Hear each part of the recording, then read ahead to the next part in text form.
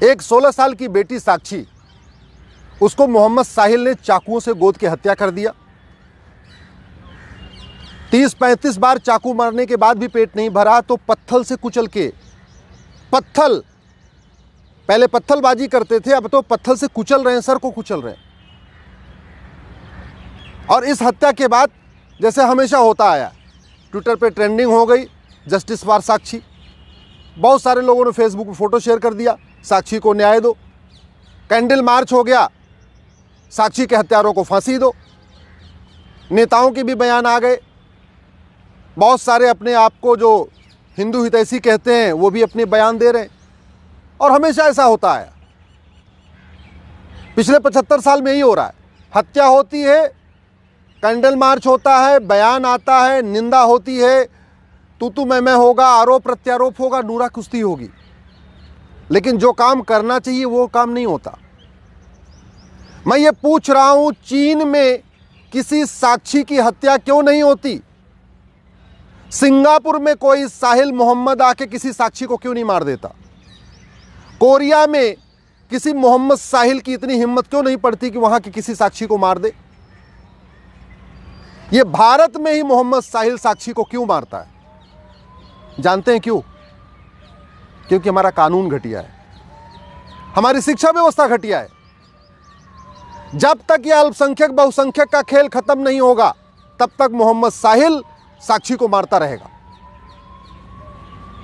जब तक इस देश में ये मदरसा मिशनरी स्कूल बंद नहीं होंगे और समान शिक्षा लागू नहीं होगी, तब तक मोहम्मद साहिल साक्षी को मारता रहेगा।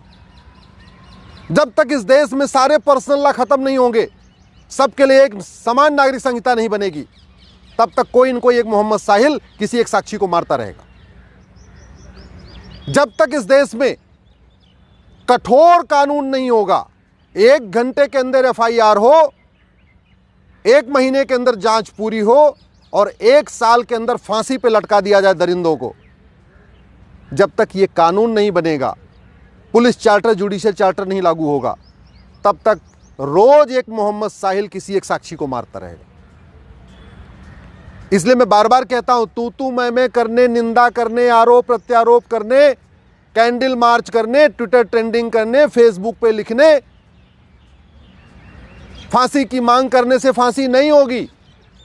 फांसी देने के लिए तो कानून बनाना पड़ेगा, नार्को पॉलीग्राफ ब्रेन मैपिंग कानून बनाना पड़ेगा। अब उससे पुलिस पूछताछ कर रही, चलती रहेगी पूछताछ, गवाहों के बयान होते रहेंगे, इधर जिरा होगी, उधर जिरा होगी, यही चलेगा। फांसी नहीं होगी। आज तक फांसी हुई किसको? कमलेश तिवारी के हत्यारों को फांसी हो गई क्या? बादल के हत्यारों को फांसी हो गई क्या? डॉक्टर नारंग के हत्यारों को फांसी हो गई? हिना तलरेजा के हत्यारों को फांसी हो गई? अंकित सक्सेना के हत्यारों को फांसी हो गई? कितने हत्यारों को फांसी हुई? इसके बावजूद फांसी मांग करते रहते। अरे भैया, फांसी की मांग करने से फांसी होनी होती तो अब तक 1000-2000 को फांसी हो गई होती, किसी को नहीं हुई। और कोई ऐसा दिन नहीं गुजरता जब भारत में कहीं न कहीं एक जगह किसी न किसी साक्षी को या तो लफ्ज़हात में नहीं फंसा लिया जाता, और नहीं अगर फंसती है तो मार नहीं दिया जाता। देखते देखते अफगानिस्तान में खत्म हो गए, पाकिस्तान में खत्म हो गए, बांग्लादेश में खत्म हो गए, हिंदुस्तान के 9 राज्यों में खत्म हो गए। भारत के 200 जिलों से पलायन हो रहा है। इसके बावजूद भी अभी जो काम होना चाहिए उसकी मांग करते ही नहीं। टीवी में डिबेट होती है, लेकिन जिहाद का समाधान क्या, उस पर चर्चा नहीं होती। पुलिस रिफॉर्म, जुडिशियल रिफॉर्म करना पड़ेगा जिहाद को रोकना है तो। ये जो विशेष कानून, विशेष दर्जा, विशेष योजना, विशेष जो स्पेशल स्टेटस है, इसको खत्म करना पड़ेगा। ये अल्पसंख्यक बहुसंख्यक का कॉन्सेप्ट खत्म करना पड़ेगा, माइनॉरिटी मेजॉरिटी का कॉन्सेप्ट खत्म करना पड़ेगा। मदरसा मिशनरी स्कूल बंद करना पड़ेगा, गुरुकुल शिक्षा लागू करनी पड़ेगी, वैदिक शिक्षा लागू करनी पड़ेगी, जिससे क्या खाना है, क्या नहीं खाना, क्या पढ़ना, क्या नहीं पढ़ना, क्या देखना, क्या नहीं देखना, क्या सुनना है, क्या नहीं सुनना, इस चीज का भाव बच्चे में बचपन में डालना पड़ेगा। ये पर्सनल लॉ खत्म करके समान नागरिक संहिता लागू करना पड़ेगा, तब जाके सबके बीच में प्रेम बढ़ेगा, तब जाके साक्षी बचेगी। ऐसे नहीं बचेगी बतौलेबाजी करने से, भाषणबाजी करने से। घुसपैठियों के खिलाफ फांसी देने का कानून बनाना पड़ेगा, जिहादियों को फांसी देने का कानून बनाना पड़ेगा। और न्यायिक व्यवस्था ठीक हो, न्यायिक व्यवस्था 1 साल के अंदर सजा होना शुरू हो जाए, इसके लिए जुडिशियल चार्टर लागू करना पड़ेगा। मेरा आप लोगों से हाथ जोड़ के निवेदन है, इस वीडियो को घर घर पहुंचाइए, अधिक से अधिक शेयर करिए।